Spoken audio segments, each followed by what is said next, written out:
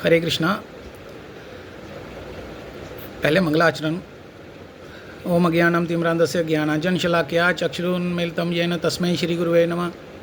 श्री चैतन्य मनोभीष्टं स्थापितं येन भूतले स्वयं रूपकदा मह्यं ददाति स्वपदातिकं। गुरुवे गौरचंद्राय राधिकास्तदालये कृष्णाय कृष्णभक्ताय तद्भक्ताय नमो नमः। मुखं करोति वाचालं पंगुं लंघयते गिरिं तत्कृपातं वन्दे श्री गुरु दीनतारणं। श्री कृष्ण चैतन्य प्रभु नित्यानंद श्री अद्वैत गदाधर श्रीवासादि गौरभक्त वृंद। हरे कृष्ण कृष्ण कृष्ण हरे हरे, हरे राम राम राम हरे हरे।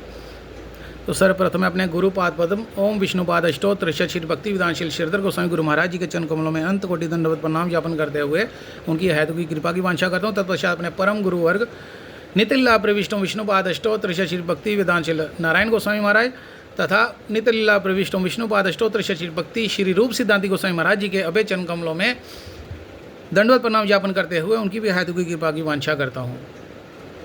तो आज का जो विषय है वो है मनुष्य जन्म की दुर्लभता, कि मनुष्य जन्म कितना दुर्लभ है। तो जैसा कि सभी जानते हैं, मनुष्य जीवन जो है ये बहुत मुश्किल से मिलता है। 84 लाख योनियों से निकलने के बाद ये मनुष्य जन्म मिलता है। पर 84 लाख योनियों का मतलब ये नहीं है कि हमने 84 लाख जन्म लिए और उसके बाद का जो जन्म हुआ वो मनुष्य जन्म मिला, ऐसा नहीं है। एक एक जन्म में पता नहीं कितने कितने, एक एक योनि में पता नहीं कितने कितने बार हमें जन्म मिला है, और फिर उसके बाद दूसरी योनि में कितनी कितनी बार जन्म लेके तो करोड़ों करोड़ों जन्मों के बाद हमें ये मनुष्य जन्म मिला है। हम इस मनुष्य जीवन की सार्थकता को नहीं जानते हैं, नहीं पहचान पा रहे हैं। तो हमें इस चीज़ को समझना बहुत ज़रूरी है, क्योंकि एक बार ये मनुष्य जन्म मिला है, दोबारा मिलने के चांसेस नहीं हैं। फिर से हमें 84 लाख का चक्कर काट के फिर ये मनुष्य जीवन मिलेगा, है ना। तो जो हमारे वो हैं श्रीमद् भगवद गीता में भगवान श्री कृष्ण अर्जुन को समझा रहे हैं, हे अर्जुन, वो एक श्लोक के माध्यम से समझा रहे हैं। आहार निद्रा भय मैथुनंच सामान्य मेतत पशु बीर नरानाम धर्मो ही तेषाम अधिको विशेषो धर्मे नहीं ना पशु भी समाना। तो बता रहे हैं आहार निद्रा भय और मैथुन मीन्स खाना, सोना, अपनी रक्षा करना और बच्चे पैदा करना, ये 4 काम मनुष्य कर रहा है अभी। पर ये 4 काम तो पशु भी करते हैं। तो फिर पशु में और मनुष्य में क्या डिफरेंस रहा? तो बताते हैं कि धर्म ही है जो मनुष्य में है पर पशुओं में नहीं। धर्म किसे कहा जाता है? सेवा करने को। मनुष्य का धर्म है प्रभु की सेवा करना, भगवान की सेवा करना। और जीव का तो, मनुष्य का तो क्या है? स्वभाव ही है सेवा करना। जीवरे स्वरूप है कृष्ण नित्य दास। जीव का स्वरूप है कि वो कृष्ण का नित्य निरंतर दास ही है। तो हम भगवान की सेवा नहीं कर रहे हैं और भगवान को छोड़ के बाकी हर किसी की सेवा में लगे हुए हैं। कुत्ते बिल्ली की सेवा कर रहे हैं, घर के जो परिवार के सदस्य हैं उनकी सेवा कर रहे हैं, ऑफिस में सेवा कर रहे हैं, स्कूल कॉलेज में भी सेवा कर रहे हैं, हर किसी की सेवा कर रहे हैं, सिर्फ भगवान की सेवा नहीं कर रहे। और यही कारण है भगवान से विमुख होके हम जो बैठे हुए हैं, यही कारण है हमारे दुखों का। तो इसलिए हमें मनुष्य जीवन की सार्थकता को समझना चाहिए और ठाकुर जी की सेवा करनी चाहिए, भक्ति करनी चाहिए। भक्ति शब्द है क्या? भक्ति शब्द जो है ये बज धातु से आया है। बज धातु का मतलब होता है सेवा करना। तो भक्ति बेसिकली है क्या? ये सेवा ही है। जैसे हम हरे कृष्ण महामंत्र का जप करते हैं, तो जप करना मीन्स ठाकुर जी को याद करना, ठाकुर जी की सेवा करना। ठाकुर जी की अर्चन पूजन कर रहे हैं, आरती कर रहे हैं, वो भी ठाकुर जी की सेवा है। ठाकुर जी के लिए भोग तैयार कर रहे हैं, वो भी ठाकुर जी की ही सेवा ही है। तो इसलिए हमें ये चीज़ समझनी चाहिए। और मनुष्य जो हैं वो हर तरह से, जो पशु हैं वो मनुष्य से हर तरह से श्रेष्ठ हैं। उनको खाने के लिए मनुष्यों की तरह इतनी भागदौड़ नहीं करनी पड़ती, 10-10 घंटे जॉब पे काम नहीं करना पड़ता। उनको सोने के लिए एसी या बेड या कूलर या पंखा इसकी ज़रूरत नहीं होती, वो कहीं भी पड़े पड़े ही सो जाते हैं। जहाँ तक खाने की बात है, पशु जो हैं वो मनुष्य से ज़्यादा खा सकते हैं। हाथी जो है एक टाइम में तो टन के हिसाब से ही खा लेता है एक समय में, है ना। अब बात आती है बच्चे पैदा करने की, तो सूअर जो है वो 6-6 महीने में 12-12, 18-18 बच्चे, 20-20 बच्चे पैदा होते हैं सूअर के घर में। तो पशु तो हर तरह से श्रेष्ठ है। सिर्फ धर्म ही है जो मनुष्य को पशु से श्रेष्ठ बनाता है। तो हमें अपने धर्म को समझना है और धर्म पर ही चलना है। जैसे एक बार की बात है, एक छोटी सी कथा आती है कि एक मनुष्य वो बहुत दुखी हो गया। वो कहता है कि मैं सोने के ऊपर भी अगर हाथ लगाता हूँ तो सोना भी मिट्टी बन जाता है। इतना परेशान हो गया, तो परेशानी के कारण वो सुसाइड करने के लिए चला जाता है, आत्महत्या करने के लिए चला जाता है। तो भगवान वहाँ पे एक साधु का रूप लेकर आते हैं और उसका हाथ पकड़ लेते हैं। कहते हैं कहाँ जा रहे हो, क्या कर रहे हो? वो कहता है मैं सुसाइड करने जा रहा हूँ। तो भगवान बोलते हैं साधु रूप में कि सुसाइड क्यों करना चाहते हो? कहता है भगवान ने मुझे कुछ दिया ही नहीं, मैं जिस चीज़ पे हाथ रखता हूँ, सोने के ऊपर भी हाथ रखता हूँ तो वो भी मिट्टी बन जाता है, तो मैं करूँ तो क्या करूँ? भगवान ने दुनिया को इतना कुछ दिया है। ये हम लोगों की भी बात है, ये बेसिकली कथाएं जो बनी हैं हम लोगों के ऊपर ही बनी हैं। तो वो कहता है कि हर किसी को भगवान ने इतना कुछ दिया है पर मुझे कुछ भी नहीं दिया। तो साधु रूप में भगवान उसको कहते हैं चलो ठीक है, तुम 10 मिनट का टाइम दे दो मुझे, मेरी बात सुनो, जो मैं तुमसे मांगता हूँ तुम मुझे वो दे दो, बाकी तुम्हारी समस्या भी मैं हल करूँगा। तो वो रुक जाता है। तो भगवान उसको बोलते हैं तू ऐसा कर, मैं तुझे 50 लाख रुपए देता हूँ, तू मुझे अपनी एक टांग दे दे। वो कहता है भाई पागल हो गया, मैं टांग तुझे क्यों दे दूँ? कहता मैं तुझे 50 लाख दूंगा। कहता बाढ़ में जाए तेरा 50 लाख रुपया, 50 लाख के पीछे मैं अपनी टांग काट के दे दूँ? कहता टांग रहने, तू अपनी एक आंख दे दे मुझे। कहता है ये फिर आंख दे दूंगा तो मेरी तो एक ही आंख रह जाएगी, एक आंख से बराबर थोड़ी दिखेगा। वो कहता है ठीक है फिर एक बाजू काट के दे दे, उसका मैं 50 लाख दे दूंगा। तो वो इस तरह से भगवान उसकी परीक्षा लेते हैं, एक आंख, एक बाजू, एक टांग, एक हाथ। तो इस तरह से वो नहीं मानता, कहता मैं नहीं दे सकता। तो साधु उसको समझाते हैं कि भगवान ने तुझे इतना अच्छा शरीर दिया है जिसकी करोड़ों की कीमत है और तू इसको सुसाइड करने जा रहा है, बेवकूफ़ है।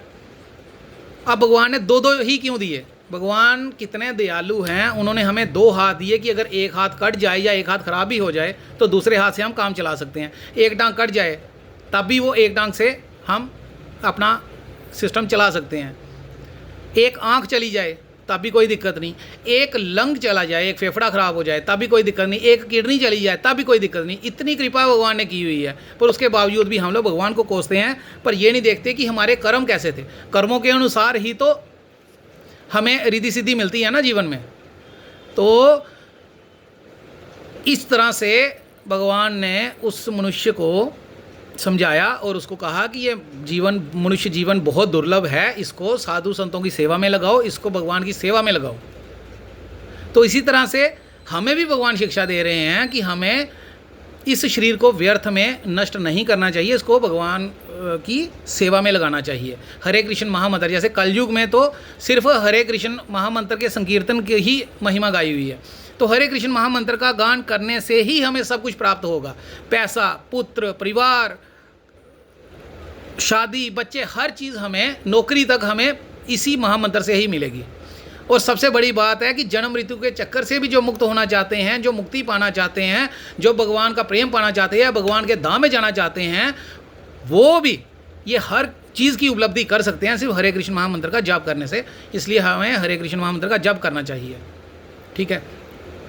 अब इसमें जैसे देखने में आता है कि आज का जो दौर चल रहा है, ऑलमोस्ट 90% लोग जो हैं वो डिप्रेशन का शिकार हुए हैं। उसका कारण क्या है? भगवत विमुख होना। भगवान से विमुख होकर ही हम दुखों को बुला रहे हैं। अगर हम भगवत सेवा में लग जाएंगे तो दुखों का तो वैसे ही नाश हो जाएगा और डिप्रेशन कभी होगा ही नहीं। तो इसलिए हमें इस चीज़ का खास ख्याल रखना पड़ेगा। ठीक है। अब इसमें एक कथा आती है। एक कोई अंधा मनुष्य था, गुरुदेव सुनाते हैं। एक कोई अंधा मनुष्य था, तो वो अपनी जो उसकी छड़ी होती है उसको टेकते टेकते वो कहीं जा रहा था और रास्ते में एक महल आ गया। उस महल के कितने दरवाजे थे? 84 लाख दरवाजे। तो 84 लाख दरवाजे वो टेकता टेकता चल रहा था। तो उस 84 लाख जो महल था, 84 लाख जिसके दरवाजे थे, उसकी क्या खासियत थी कि उसका 84 लाख दरवाज़ों में से एक ही दरवाज़ा खुला था, बाकी सारे के सारे दरवाजे बंद थे। तो बाई चांस वो अपनी छड़ी को टेकते टेकते जैसे ही चल रहा था, तो जो एक दरवाज़ा खुला था वो उसके पास पहुंचा। तो उस दरवाजे के थ्रू वो उस महल के अंदर घुस गया। महल के अंदर वो घुस तो गया, पर उसको तो समझ ही नहीं आया कि अब मुझे करना क्या है। तो उसने सोचा कि मैं तो गलत जगह कहीं आ गया हूँ। तो वो अपनी छड़ी से टेकते टेकते वो हाथ लगा के चेक कर रहा था कि कौन से दरवाजे से मैं अब बाहर निकल सकता हूँ। तो वो देखता गया, एक दरवाज़ा, दूसरा दरवाज़ा, तीसरा, देखा सारे के सारे बंद हैं।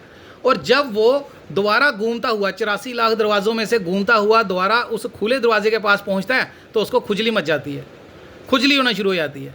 तो जिस हाथ से वो देख रहा, एक हाथ से उसने अपनी छड़ी पकड़ी थी, दूसरे हाथ से वो टच करके देख रहा था कि कौन सा दरवाज़ा खुला हुआ है। तो जैसे ही वो दरवाजे की तरफ जाता है, मतलब उसको खुजली जब मचती है तो वो खुजली करना शुरू कर देता है। खुजली करते करते वो आगे निकल जाता है, वो दरवाजे को टच करता ही नहीं है।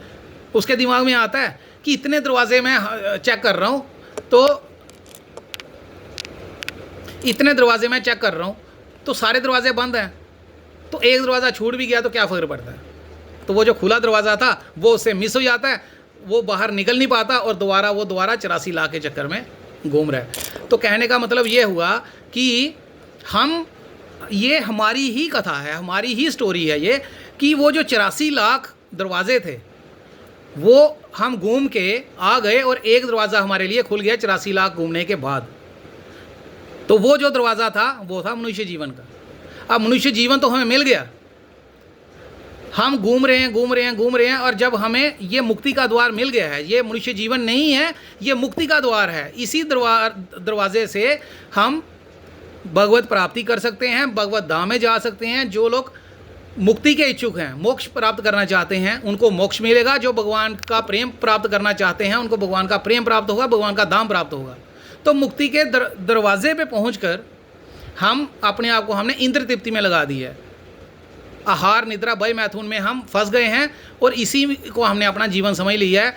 पैसा कमाने जाना है तो गुरुदेव बताते हैं कि मनुष्य जो है वो 2 काम दिन में करता है और 2 काम रात में। तो वो कौन से 2 काम है? दिन में वो कमाता है और अपना परिवार का पालन पोषण करता है, उनकी मेंटेनेंस देखता है, ठीक है, और रात को वो सोता है और बच्चे पैदा करता है। यही काम है ना, 2 काम दिन में और 2 काम रात में। रात को सोता है और बच्चे पैदा करने, और दिन में कमाना है और परिवार की मेंटेनेंस करनी है। तो इसके अलावा उसको कुछ भी नहीं दिख रहा, मनुष्य को कुछ भी नहीं दिख रहा। तो इस तरह से वो अपना टाइम ही वेस्ट कर रहा है। तो गुरुदेव बताते हैं कि अगर किसी को कहा जाए कि हरे कृष्ण महामंत्र का जाप करो, कहते हैं हमारे पास समय नहीं है। ये तो हम सब की ही बात है कि हमारे पास समय नहीं है। तो समय होते हुए भी समय को व्यर्थ में टीवी देखने में, मोबाइल में रील्स देखने में, फेसबुक में, व्हाट्सएप में, हर जगह हम अपना समय नष्ट कर रहे हैं, पर हरि नाम करने के लिए समय नहीं है। और ये कुछ तो ये सोचते हैं कि अभी तो हम छोटे हैं, अभी तो हम जवान हैं, जब बुढ़ापा आएगा तब करेंगे। अरे बुढ़ापा किसने देखा? जब कोरोना आया, कोरोना ने देखा कि कोई छोटा है या कौन बड़ा है, कौन जवान है, कौन बुजुर्ग है? कोरोना ने तो नहीं देखा। वो जिस पे आया वो उसी को लपेट के चला गया। तो हमें तो पल का नहीं पता कि अभी घर से बाहर जाएंगे तो वापस आएंगे या नहीं आएंगे। परीक्षित महाराज को तो 7 दिन मिल गए, श्राप दिया कि अगले 7 दिन के अंदर अंदर तुम्हारी मृत्यु हो जाएगी।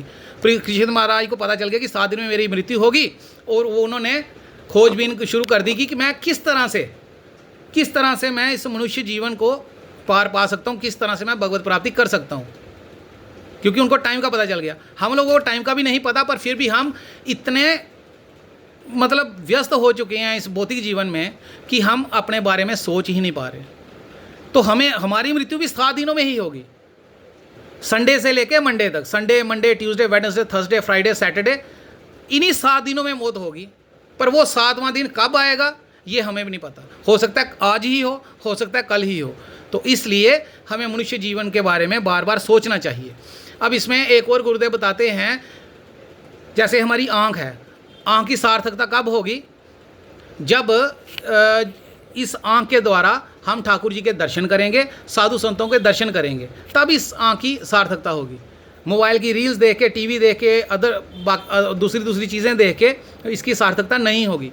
जैसे आपने देखा होगा मोरपंख में आँख बनी होती है ना? क्या उस आँख से कोई देख सकता है? नहीं देख सकता। तो शास्त्र बताते हैं, गुरुदेव बताते हैं कि इस आँख से अगर हम ठाकुर जी की सेवा में नहीं लगेंगे, ठाकुर जी के दर्शन नहीं करेंगे, साधु संतों के दर्शन, वैष्णवों के दर्शन नहीं करेंगे, तो ये आँख नहीं है, ये पंख ही है, मोरपंख ही है जिसमें वो आँख बनी हुई है। फिर बताते हैं ये कान, अगर कानों से हम हरे कृष्ण महामंत्र जो करते हैं, हरे कृष्ण कृष्ण कृष्ण हरे हरे, हरे राम राम राम हरे हरे, हरे कृष्ण महामंत्र जपते हुए अगर इनको सुनेंगे नहीं, हरि कथा सुनेंगे नहीं, कीर्तन सुनेंगे नहीं,